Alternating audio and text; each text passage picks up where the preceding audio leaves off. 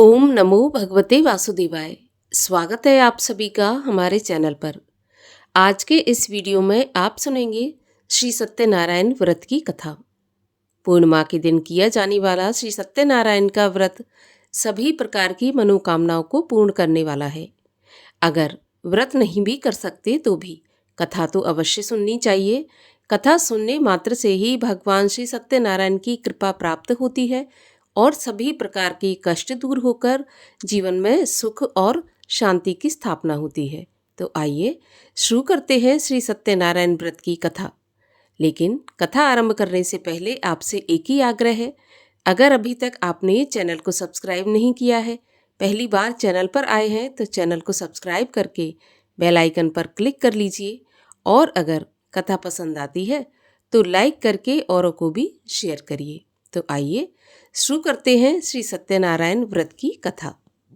बोलिए सत्यनारायण भगवान की जय। श्री सत्यनारायण व्रत कथा। प्रथम अध्याय। एक समय नैमिषारण्य तीर्थ में शौनक आदि 88,000 ऋषियों ने श्री सूत जी से पूछा, हे प्रभु, इस कलयुग में वेद विद्या रहित मनुष्यों को प्रभु भक्ति किस प्रकार मिलेगी तथा उनका उद्धार कैसे होगा? इसलिए हे मुनि श्रेष्ठ, कोई ऐसा तप कहिए जिससे थोड़े समय में पुण्य प्राप्त हो और मनवांछित फल मिले। वह कथा सुनने की हमारी इच्छा है। सर्वशास्त्र ज्ञाता श्री सूत जी बोले, हे वैष्णवों में पूज्य, आप सबने सर्व प्राणियों के हित की बात पूछी है। अब मैं उस श्रेष्ठ व्रत को आप लोगों से कहूँगा जिस व्रत को नारद जी ने लक्ष्मी नारायण से पूछा था और श्री लक्ष्मीपति ने मुनि श्रेष्ठ नारद से कहा था। सो ध्यानपूर्वक सुनो। एक समय योगी राज नारद जी दूसरों के हित की इच्छा से अनेक लोकों में घूमते हुए मृत्यु लोक में आ पहुँचे। वहाँ बहुत से योनियों में जन्मे हुए प्रायः सभी मनुष्यों को अपने कर्मों के द्वारा अनेक दुखों से पीड़ित देखकर सोचा कि किस यत्न के करने से निश्चय ही इनके दुखों का नाश हो सकेगा। ऐसा मन में सोचकर विष्णु लोक को गए। वहाँ श्वेत वर्ण और 4 भुजाओं वाले देवों के ईश नारायण को, जिनके हाथों में शंख, चक्र, गदा और पद्म थे तथा वरमाला पहने हुए थे, देखकर स्तुति करने लगे। हे भगवान, आप अत्यंत शक्ति से संपन्न हैं। मन तथा वाणी भी आपको नहीं पा सकती। आपका आदि, मध्य और अंत नहीं है। निर्गुण स्वरूप सृष्टि के कारणभूत और भक्तों के दुखों को नष्ट करने वाले हो। आपको मेरा नमस्कार है। नारद जी से इस प्रकार की स्तुति सुनकर विष्णु भगवान बोले, हे मुनि श्रेष्ठ, आपके मन में क्या है? आपका यहाँ किस काम के लिए आगमन हुआ है, सो निसंकोच कहिए। नारद मुनि बोले, मृत्युलोक में सभी मनुष्य जो अनेक योनियों में पैदा हुए हैं, अपने अपने कर्मों के द्वारा अनेक प्रकार के दुखों से दुखी हो रहे हैं। हे नाथ, मुझ पर दया रखते हुए ये बताइए कि उन मनुष्यों के सब दुख थोड़े से ही प्रयत्न से कैसे दूर हो सकते हैं। तब श्री भगवान बोले, नारद, मनुष्यों की भलाई के लिए तुमने बहुत अच्छी बात पूछी है। जिस काम के करने से मनुष्य मोह से छूट जाता है वह मैं तुम्हें बताता हूँ। सुनो, बहुत पुण्य देने वाला स्वर्ग तथा मनुष्य लोक दोनों में दुर्लभ एक उत्तम व्रत है। आज मैं प्रेमवश होकर तुमसे कहता हूँ। श्री सत्यनारायण का यह व्रत अच्छी तरह विधान पूर्वक करके मनुष्य तुरंत ही यहाँ सुख भोग कर मरने के बाद मोक्ष को प्राप्त होता है। श्री भगवान के वचन सुनकर नारद बोले, उस व्रत का क्या फल है, क्या विधान है और किसने ये व्रत किया और किस दिन यह व्रत करना चाहिए, सो आप मुझे विस्तार से कहिए। भगवान बोले, दुख शोक आदि को दूर करने वाला, धन धान्य को बढ़ाने वाला, सौभाग्य तथा संतान को देने वाला यह व्रत सब स्थानों पर विजय कराने वाला है। भक्ति और श्रद्धा के साथ किसी भी दिन मनुष्य श्री सत्यनारायण की शाम के समय ब्राह्मणों और बंधुओं के साथ धर्म परायण होकर पूजा करे। भक्ति भाव से नैवेद्य, केले के फल, घी, दूध और गेहूं का चूर्ण सवाया लेवे। गेहूं के अभाव में साठी का चूर्ण, शक्कर तथा गुड़ लें और सब भक्षण योग्य पदार्थ जमा करके भगवान को अर्पण कर देवें तथा बंधुओं सहित ब्राह्मणों को भोजन करावें। तत्पश्चात स्वयं भोजन करें। नृत्य, गीत आदि का आचरण कर श्री सत्यनारायण भगवान को स्मरण करता हुआ समय व्यतीत करें। इस तरह व्रत करने पर मनुष्यों की इच्छा निश्चय ही पूरी होगी। विशेषकर कली काल में भूमि पर यही मोक्ष का सरल उपाय है। प्रथम अध्याय समाप्त हुआ। द्वितीय अध्याय। सूत जी बोले, ऋषियों, जिसने पहले समय में इस व्रत को किया है उसका इतिहास कहता हूँ, सो ध्यान से सुनो। सुंदर काशीपुरी नगरी में एक अति निर्धन ब्राह्मण रहता था। वह भूख प्यास से बेचैन हुआ नित्य ही पृथ्वी पर घूमता था। ब्राह्मणों से प्रेम करने वाले भगवान ने ब्राह्मण को दुखी देखकर बूढ़े ब्राह्मण का रूप धर उसके पास जाकर आदर के साथ पूछा कि हे ब्राह्मण, नित्य दुखी पृथ्वी पर क्यों घूमता है? हे श्रेष्ठ ब्राह्मण, यह सब मुझे बताओ, मैं सुनना चाहता हूँ। तब ब्राह्मण बोला कि मैं बहुत निर्धन ब्राह्मण हूँ, भिक्षा के लिए पृथ्वी पर घूमता हूँ। हे भगवान, यदि आप इसका उपाय जानते हो तो कृपा करके बताइए। बूढ़ा ब्राह्मण बोला कि सत्यनारायण भगवान मनोवांछित फल देने वाले हैं, इसलिए हे ब्राह्मण, तू उनका पूजन कर, जिसके करने से मनुष्य सभी दुखों से मुक्त होता है। ब्राह्मण को व्रत का सारा विधान बताकर बूढ़े ब्राह्मण का रूप धारण करने वाले श्री सत्यनारायण भगवान अंतर्ध्यान हो गए।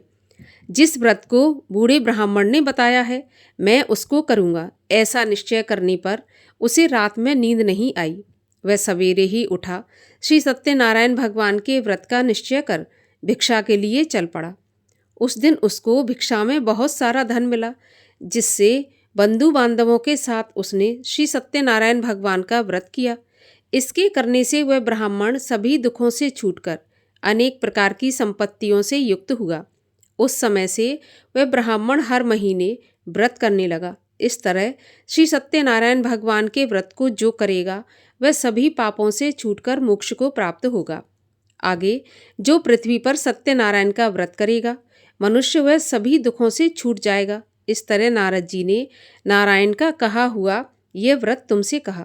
हे ब्राह्मणों, मैं अब और क्या कहूँ? ऋषि बोले, हे मुनीश्वर, संसार में इस ब्राह्मण से सुनकर और किस किस ने इस व्रत को किया और हम ये सुनना चाहते हैं, इसके लिए हमारे मन में श्रद्धा है। सूत जी बोले, हे ब्राह्मण मुनियों, जिसने इस व्रत को किया है वह सब सुनो। एक समय एक ब्राह्मण धन और ऐश्वर्य के अनुसार बंधु बांधवों के साथ व्रत करने को तैयार हुआ।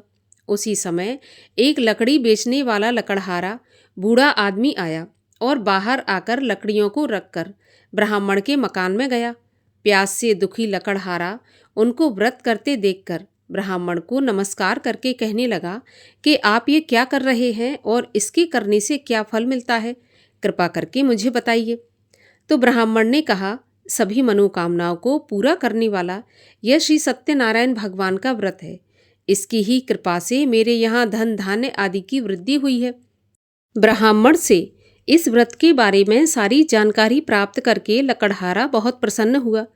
चरणामृत ले और प्रसाद खाने के बाद अपने घर को गया। लकड़हारे ने मन में इस प्रकार का संकल्प किया कि आज गांव में लकड़ी बेचने से जो धन मिलेगा उसी से श्री सत्यनारायण देव का उत्तम व्रत करूंगा। ऐसा मन में विचार कर बूढ़ा ब्राह्मण लकड़ियां अपने सिर पर रखकर जिस नगर में धनवान लोग रहते थे वह ऐसे सुंदर नगर में गया। उस दिन वहां पर उन लकड़ियों का दाम पहले दिनों से चौगुना मिला। तब वह बूढ़ा लकड़हारा दाम लेकर और अति प्रसन्न होकर पके केले की फली, शक्कर, घी, दूध, दही और गेहूं का चूर्ण इत्यादि श्री सत्यनारायण देव के व्रत की कुल सामग्रियों को लेकर अपने घर आया। फिर उसने अपने भाइयों को बुलाकर विधि विधान के साथ भगवान जी का पूजन और व्रत किया। उस व्रत के प्रभाव से बूढ़ा लकड़हारा धन, पुत्र आदि से संपन्न हुआ और संसार के समस्त सुख भोग कर वैकुंठ को प्राप्त हुआ। दूसरा अध्याय समाप्त हुआ। तृतीय अध्याय। सूत जी बोले, हे मुनियों, अब आगे की कथा कहता हूँ सो सुनो। पहले समय में उल्कामुख नाम का एक बुद्धिमान राजा था। वह सत्यवक्ता और जितेंद्रिय था। प्रतिदिन देव स्थानों में जाता और गरीबों को धन देकर उनके कष्ट दूर करता था। उसकी पत्नी कमल के समान मुख वाली और सती साध्वी थी। भद्रशिला नदी के तट पर उन दोनों ने श्री सत्यनारायण देव का व्रत किया। उस समय में वहाँ एक साधु वैश्य आया। उसके पास व्यापार के लिए बहुत सा धन था।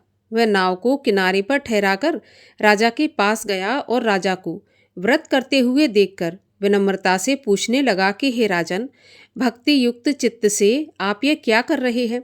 मेरी सुनने की इच्छा है, सो यह आप मुझे बताइए। राजा बोला, हे साधु, अपने बांधवों के साथ पुत्र आदि की प्राप्ति के लिए यह महाशक्तिवान श्री सत्यनारायण भगवान का व्रत और पूजन किया जा रहा है। राजा के वचन सुनकर साधु आदर के साथ बोला, हे राजन, मुझे इसका विधान बताएं। मैं भी आपके कथन के अनुसार इस व्रत को करूँगा, क्योंकि मेरे भी कोई संतान नहीं है और इससे निश्चय ही मुझे संतान की प्राप्ति होगी। राजा से सारा विधान सुन व्यापार से निवृत्त हो वह आनंद के साथ अपने घर गया। साधु ने अपनी स्त्री से संतान देने वाले उस उत्तम व्रत का समाचार सुनाया और कहा कि जब मेरी संतान होगी तब मैं इस व्रत को करूँगा। साधु ने ऐसे वचन अपनी स्त्री लीलावती से कहे।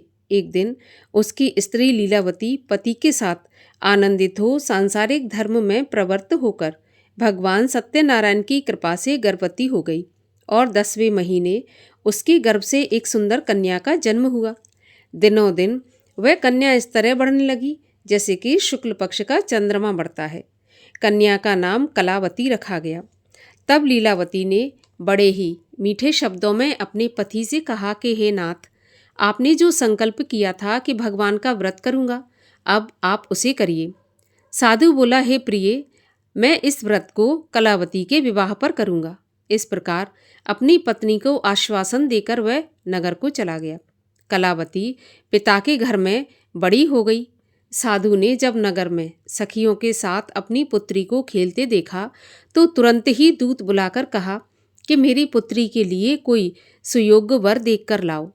साधु की आज्ञा पाकर दूत कंचन नगर पहुंचा और वहां पर बड़ी खोज और देखभाल करके लड़की के लिए सुयोग्य वणिक पुत्र को ले आया।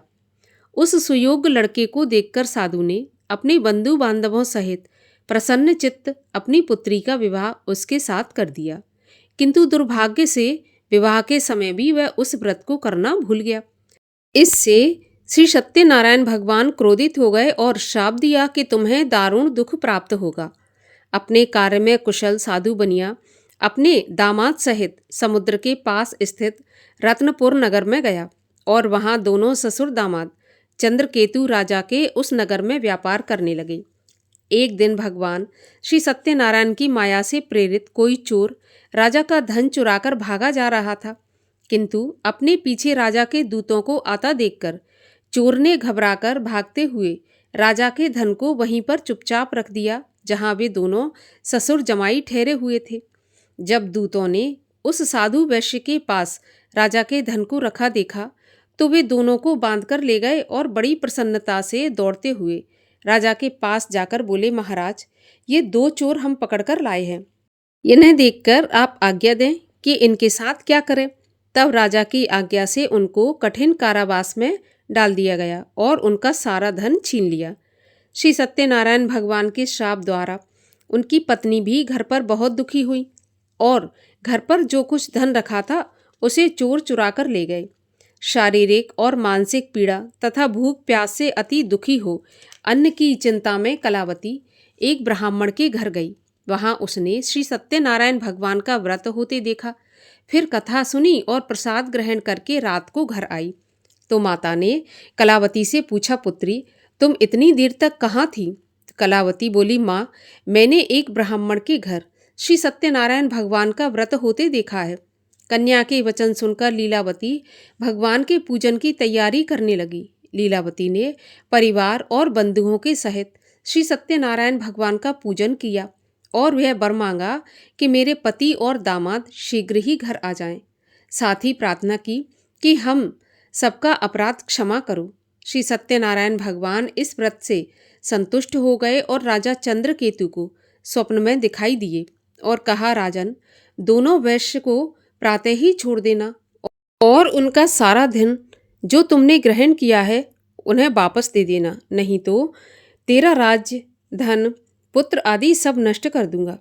राजा से ऐसा वचन कहकर भगवान अंतर ध्यान हो गए। प्रातःकाल राजा चंद्रकेतु ने सभा में अपना स्वप्न सुनाया।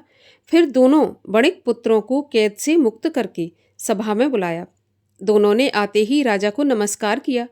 राजा मीठे वचनों से बोला, हे महानुभावों, भावी वर्ष ऐसा कठिन दुख प्राप्त हुआ है, अब तुम्हें कोई भय नहीं। ऐसा कहकर राजा ने उनको नए नए वस्त्र आभूषण पहनाए और उनका जितना धन लिया था उससे दुगना धन देकर आदर के सहित उनको विदा किया। दोनों वैश्य अपने घर को चल दिए। तृतीय अध्याय समाप्त हुआ। चतुर्थ अध्याय। सूत जी बोले, वैश्य ने मंगलाचार करके यात्रा आरंभ की और अपने नगर को चला। उनके थोड़े दूर निकलने पर दंडी वेशधारी श्री सत्यनारायण देव ने उनसे पूछा, हे साधु, तेरी नाव में क्या है? अभिमानी वणिक हंसता हुआ बोला, दंडी, आप क्यों पूछ रहे हो? क्या धन लेने की इच्छा है? मेरी नाव में तो बेल और पत्ते भरे हैं।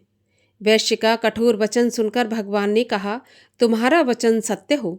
दंडी ऐसा कहकर वहां से चले गए और कुछ दूर जाकर समुद्र के किनारे बैठ गए। दंडी के जाने पर वैश्य ने नित्य क्रिया करने के बाद नाव को ऊंची उठी देखकर अचंबा किया और नाव में बेल आदि देखकर मूर्छित होकर जमीन पर गिर पड़ा। फिर मूर्छा खुलने पर अत्यंत शोक करने लगा। तब उसका दामाद बोला कि आप शोक न करें, यह दंडी का श्राप है, अतः उनकी शरण में चलना चाहिए, तभी हमारी मनोकामना पूरी होगी। दामाद के वचन सुनकर वह दंडी के पास पहुंचा और अत्यंत भक्ति भाव से नमस्कार करके बोला, मैंने जो आपसे असत्य वचन कहे थे उसको आप क्षमा करें। ऐसा कहकर महान शोकातुर हो रोने लगा। तब दंडी भगवान बोले, हे वणिक पुत्र, मेरी आज्ञा से बार बार तुम्हें दुख प्राप्त हुआ है, तू मेरी पूजा से विमुख हुआ है। साधु बोला, हे भगवान, आपकी माया से मोहित ब्रह्मा आदि भी आपके रूप को नहीं जान पाते। अब मैं अज्ञानी कैसे जान सकता हूँ? आप प्रसन्न होइए, मैं अपनी सामर्थ्य के अनुसार आपकी पूजा अवश्य करूँगा। मेरी रक्षा करो और पहले के समान नौका में धन भर दो। उसके भक्ति युक्त वचन सुनकर भगवान प्रसन्न हो उनकी इच्छा के अनुसार वरदान देकर अंतर्ध्यान हो गए। तब उन्होंने नाव पर आकर देखा कि नाव धन से भरी हुई है। फिर वह भगवान सत्यनारायण का पूजन करके साथियों सहित अपने नगर को चला। जब अपने नगर के निकट पहुंचा तब दूत को घर भेजा। दूत ने घर पहुंचकर उसकी स्त्री को नमस्कार करके कहा कि साधु अपने दामाद सहित इस नगर के पास आ गए हैं। ऐसा वचन सुनकर साधु की स्त्री ने बड़े हर्ष के साथ सत्यदेव का पूजन करके पुत्री से कहा, मैं अपने पति के दर्शन को जाती हूँ, तू पूजा समाप्त करके शीघ्र आना। माता के ऐसे वचन सुनकर कलावती प्रसाद छोड़कर पति के पास गई। प्रसाद की अवज्ञा के कारण सत्यदेव ने रुष्ट हो उसके पति को नाव सहित पानी में डुबो दिया। कलावती अपने पति को ना देखकर रोती हुई जमीन पर गिर गई। इस तरह नौका को डूबा हुआ और कन्या को रोता देखकर साधु दुखी होकर बोला, प्रभु, मुझसे या मेरे परिवार से जो भूल हुई है उसे क्षमा करो। उसके दीन वचन सुनकर सत्यदेव प्रसन्न हो गए और आकाशवाणी हुई, हे साधु, तेरी कन्या मेरे प्रसाद को छोड़कर आई है, इसलिए इसका पति अदृश्य हुआ है। यदि वह घर जाकर प्रसाद खाकर लौटे तो इसे अपने पति के दर्शन अवश्य मिलेंगे। ऐसी आकाशवाणी सुनकर कलावती ने घर पहुंचकर प्रसाद खाया। फिर उसने आकर पति के दर्शन किए। फिर साधु ने बंधु बांधवों सहित सत्यदेव का विधि पूर्वक पूजन किया। उस दिन से वह प्रत्येक पूर्णिमा को सत्यनारायण का पूजन करने लगा। फिर इस लोक का सुख भोग कर अंत में स्वर्ग लोक को गया। चतुर्थ अध्याय समाप्त हुआ। पांचवा अध्याय। सूत जी बोले, हे ऋषियों, मैं और भी कथा कहता हूँ, सो सुनो। प्रजा पालन में लीन तुंगध्वज नाम के एक राजा था। उसने भी भगवान का प्रसाद त्याग कर बहुत दुख पाया। एक समय वन में जाकर वन्य पशुओं को मारकर बड़के पेड़ के नीचे आया। वहां उसने ग्वालों को भक्ति भाव से बांधवों सहित श्री सत्यनारायण की पूजा करते देखा। राजा देखकर भी अभिमानवश वहां पर नहीं गया और न नमस्कार ही किया। जब ग्वालों ने भगवान का प्रसाद उसके सामने रखा तो वह प्रसाद को त्याग कर अपनी सुंदर नगरी को चला गया। वहां उसने अपना सब कुछ नष्ट पाया तो वह जान गया कि यह सब भगवान ने किया है। तब वह विश्वास कर ग्वालों के समीप गया और विधि पूर्वक पूजन करके प्रसाद खाया तो सत्यदेव की कृपा से पहले जैसा था सब कुछ वैसा ही हो गया। फिर दीर्घ काल तक सुख भोग कर मरने पर स्वर्ग लोक को गया। जो मनुष्य इस परम दुर्लभ व्रत को करेगा, भगवान की कृपा से उसे धन धान्य की प्राप्ति होगी। निर्धन भी धनी हो और बंदी बंधन से मुक्त होकर निर्भय हो जाता है। संतानहीनों को संतान प्राप्त होती है और सब मनोरथ पूर्ण होकर अंत में वैकुंठ धाम को जाता है। जिन्होंने पहले इस व्रत को किया है, अब उनके दूसरे जन्म की कथा कहता हूँ। वृद्ध शतानंद ब्राह्मण ने सुदामा का जन्म लेकर मोक्ष को पाया। उल्कामुख नाम का राजा दशरथ होकर वैकुंठ को प्राप्त हुआ। साधु नाम के वैश्य ने मूरध्वज बनकर अपने पुत्र को आरे से चीरकर मोक्ष को प्राप्त किया। महाराज तुंगध्वज ने स्वयंभू होकर भगवान में भक्ति युक्त हो कर्म करके मोक्ष की प्राप्ति की। पंचम अध्याय समाप्त हुआ। बोलिए सत्यनारायण भगवान की जय। और आइए अब करते हैं सत्यनारायण भगवान की आरती। ओम जय लक्ष्मी रमणा, स्वामी जय लक्ष्मी रमणा, सत्यनारायण स्वामी जनपातक हरणा। ओम जय लक्ष्मी रमणा, रत्न जड़ित सिंहासन अद्भुत छवि राजे, नारद करत निरंजन घंटा ध्वनि बाजे।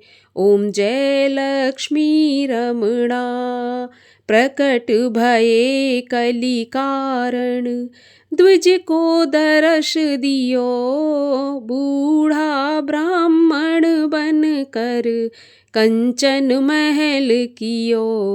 ओम जय लक्ष्मी रमणा, दुर्बल भील कराल, इन पर कृपा करी, चंद्रचूड़ एक राजा, तिनकी विपत्ति हरी। ओम जय लक्ष्मी रमणा, वैश्य मनोरथ पायो, श्रद्धा तज दीनी, सो फल भोग्यो प्रभु जी, फिर स्तुत कीन्ही। ओम जय लक्ष्मी रमणा, भक्ति भाव के कारण, क्षण क्षण रूप धर्यो, श्रद्धा धारण कीनी, तिनको काज सर्यो।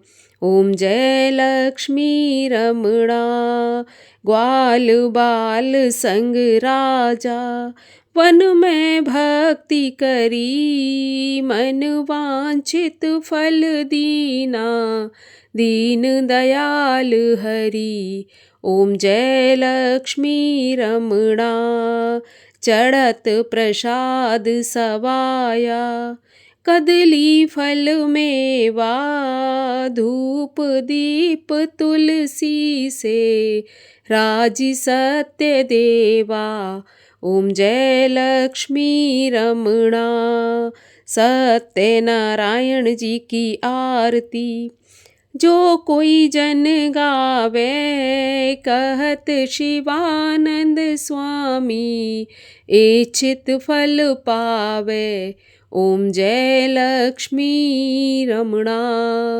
बोलिए लक्ष्मी नारायण भगवान की जय।